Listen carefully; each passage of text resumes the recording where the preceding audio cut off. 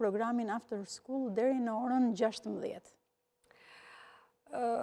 Në radhë partë themi një anët pozitive, se për të thënë anët negative kemi shumë kollaj.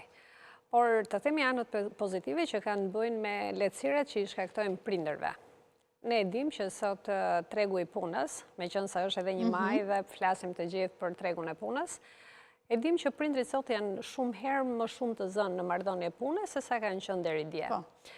Nuk bëjnë vetëm një punë, por bëjnë 2 ose 3 punë njëkohësisht, që do të thotë kanë një orar të tezgjatur, ndodhen shumë pak brenda ambientit familjar dhe aq më pak në marrëdhënie me fëmijët e tyre, për t'i kontrolluar, për të qenë prezent, për t'i ndihmuar, për t'i mbështetur, sepse janë shumë element.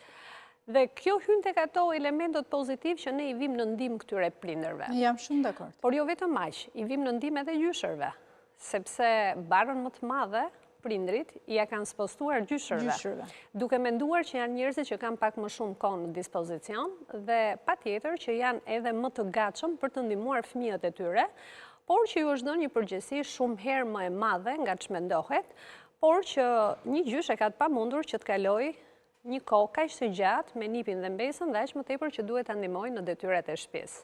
Po të jetë një është mirë. Mund të jenë dhe më shumë. Ne zonë vetëm një. Okej.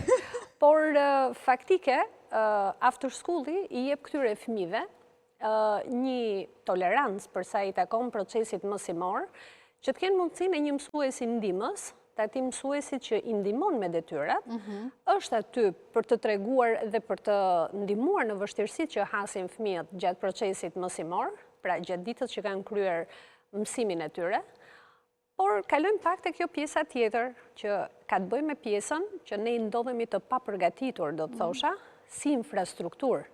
Pra në shkollat tona do të ishte një gjë e mirë që të kishin fëmijë që të vazhdonin qëndrimin e tyre, por jo në aspektin e shkollës, sepse ajo që fëmija kupton është që do të shkojë në shkollë në ora 8 të mëngjesit dhe do ta mbarojë shkollën në ora 4 pasdite.